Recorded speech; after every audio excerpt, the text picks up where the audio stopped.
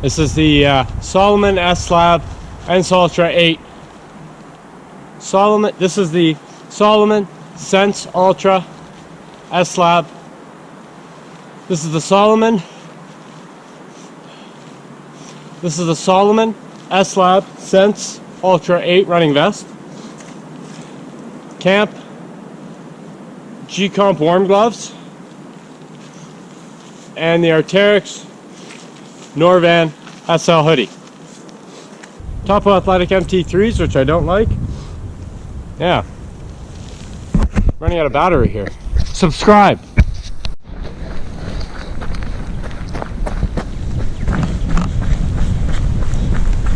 Empty parking lot on a rainy day.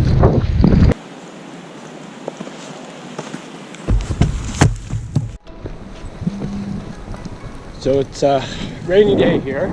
I figured I'd do something a little bit different. I have a few articles of running apparel equipment that I'm kind of just testing out a little bit.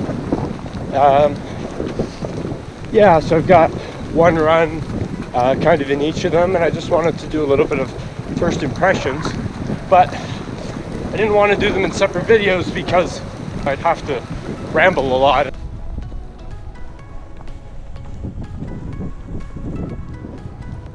I'm not entirely sure what this is all about. Must have been a landowner complaint or something, but unfortunately the beautiful trail system in here has been closed off. I'm guessing it's private property, but I've been walking and biking and more recently running through this area for the last 4 years, and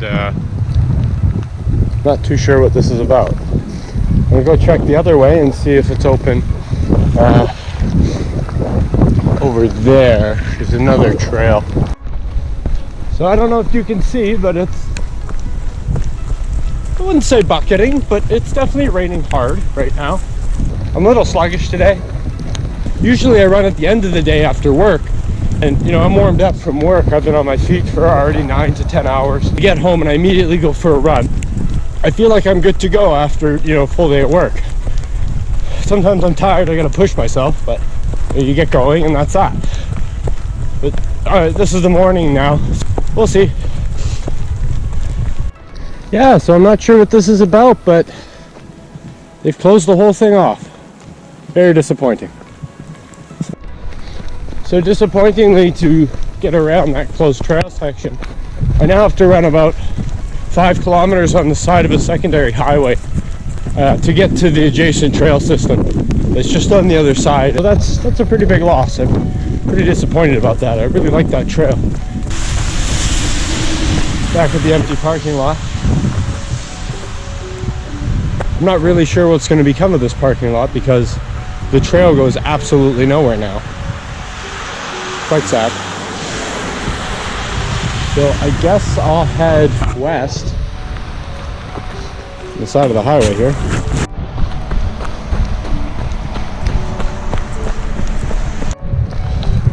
So while I wasn't able to run through the forested area that I hoped to, my detour did take me to this farm, which has a llama and some beautiful head of steer over there.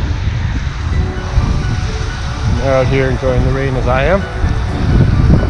They're not wearing a $400 and something rain shell to keep them dry.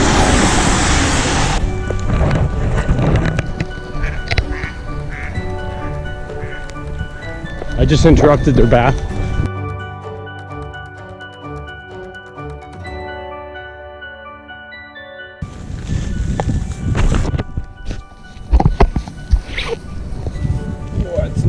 That's not a comfortable seat there. Hoping that was going to be better. Okay. Piece of equipment that I'm running in today that's its second time out with me. They're the Topo Athletic MT-3 trail running shoes. First Topo shoe I ever bought was the MT-2. I wore it for my hike of the Bruce Trail from Tobermory to Lion's Head. You can check that video out up here if you haven't seen it already. And while you're at it, take a moment to subscribe. 90% of my viewers aren't subscribed, so please take a moment to subscribe. It really helps me out. Thank you. I didn't have any foot problems other than the fact that I was overusing my feet with a heavy pack. So I didn't have any blisters in the places where I would normally have blisters, again, because that wider lasts. And it was my first experience. It was a very positive experience. I like the MT2s. So I found out that they discontinued the MT2s. So I had the MT3s, which I couldn't get at the time from my local shop, special ordered. And they came in and they've sat on the shelf for a long time. The trail running that I have done more recently has all been in the winter, so it's been mud and snow and slush. So I've been wearing my Topo Hydroventure 2s, which you can check out my review for them up here. When I got these MT3s, they went onto the shelf and they spent the winter there. Now it's thawing out a little bit and the trails had been in good condition this week. So I went out and I did a trail run on my local trail. You can check out the trail that I ran on in this video here. So I ran steep sections, I ran rocky sections, I ran all the sections that I would normally run in any of my other trail running shoes. And I found that the MT3s, while having a similar platform to the MT2s, similar stack height, similar drop, etc., had a lot more ankle roll and a lot less stability. They have this foam all the way around the shoe, and I feel like it gives too much play. I find it very hard to lock the ankle down and not get heel slip in the MT3s. That's not a problem that I had in the MT2s or any other Topo shoe for that matter. I feel like I can't really get the engagement that I need to have a really stable platform. So I think for trail they're not going to work for me. On a trail that I've run numerous times before with other shoes, I rolled my ankle 5 or 6 times, places that I've never had an issue. And it wasn't like I was going easier than I normally go because I was trying to stay in zone 2, but they just don't have the platform that I really want for technical trail running. They've been fine on the road today and the flat moderate trail that I've been on with them, but they're just not good enough. They don't have that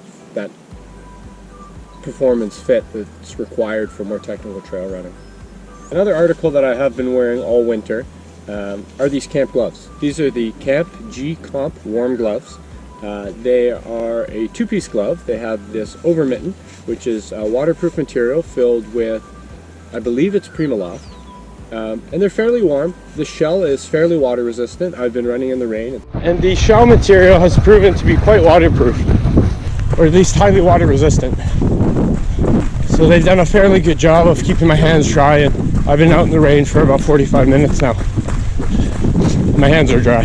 Stop now, thankfully, so I can actually stop moving and shoot a video so I don't get completely frozen from the wind and the rain.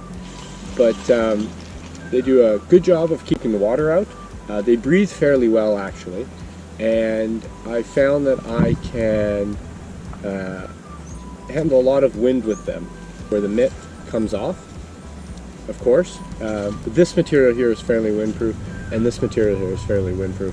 It's all polyester, so it's not going to retain moisture. It's fairly breathable, so I can sweat in them and not be too worried about getting overly cold.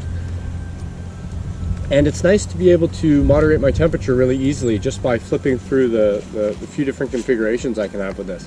Sometimes I find that just certain fingers will get cold, so I can take the fingers that are warm out. I can take just my thumb out and keep these guys warm. I can take the whole thing off and cool off a little bit if I'm a little warm, or if I need to do something dexterous. Either, I've used these ski touring, if I got to mess with my bindings, adjust my poles, get something out of my pack, I can keep my hands protected. And then you can just take the whole thing off, and they have this nice little retention wrist cuff that works quite well. I find they run a little bit small. So these are the extra large. Usually I'm a medium glove. These are a little bit big. I could probably get away with a large, but they're good gloves. I really like them. These are the Camp G-Comp warm gloves. Another article I'm wearing right now is Arc'teryx Norvan SL. So this is their running shell. It's highly breathable, made of Gore-Tex shake dry material. So highly breathable, plus waterproof, plus windproof. So it's the full package, and with the full package it comes with a hefty price tag. Started running in it, it's about 6 degrees, 5.5 degrees kind of in there today, 20km/h winds. I'm expecting gusts later on in the run up to about 80 kilometers in exposed spots. I'm actually fairly protected right now. I'm below grade, just right on the water obviously. There's a big rock protecting me, but up in the trees things are definitely rustling around. So I wanted some wind protection, and it was also bucketing when I started, and I know that they're calling for more rain later on in my run, so I wanted something that I could do my aerobic exercise in and stay dry and be breathable but also be windproof. And this is the solution, the Arc'teryx Norvan SL Hoody. It's got there's the hood. No real adjustments for the hood other than zipping up. As you can see, this is its first run out, first time in the rain. The water is beating up on it quite nicely, and shakes dry. This has done a surprisingly good job at adding a little bit of warmth, but staying fairly breathable. But just my initial thoughts are, yeah, it's breathable. Yeah, it's completely waterproof. Yeah, it's completely windproof. It's a nice shell. It's a really good, super packable, it comes down, fits in the palm of your hand type shell that does a really good job for what it is. Now, it's really expensive, it's really specialized, it's paper thin, so it's not going to be durable, but when you need a shell because the weather's changing on the top of a mountain, or it's not warm enough that you're willing to get wet and stay wet for a long duration, but you also are going to be doing some aerobic work like today when it's around 5 degrees and cooling. By the time I'm done this run, it should be around 0. And I don't want to be wet when it's around 0 and windy, so this shell's gonna keep me dry and keep me warm. So that's why I got it. It's my first run out in it, but I bought this for mountain running to have in a pocket, in a vest pocket, in a backpack, somewhere you just forget about it, and when you need it, you just pull it out and you put it on and you're okay. Because I've been in situations where I wish I had a shell and I didn't bring it because it was too heavy or it was too clunky or I didn't have the space or this, that, or the other. There's no excuse with this, which is the reason I got it, and I'm looking forward to carrying it with me for all my mountain running next time I'm out west. Another item I want to quickly go through is my vest. This is the Salomon S-Lab Sense Ultra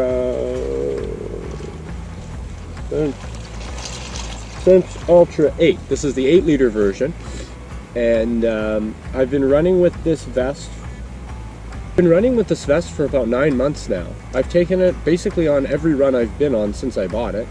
It's fairly spacious. It has, I guess I'll do a quick rundown of all the pockets. It's not stuffed right now because I have a warranty claim in.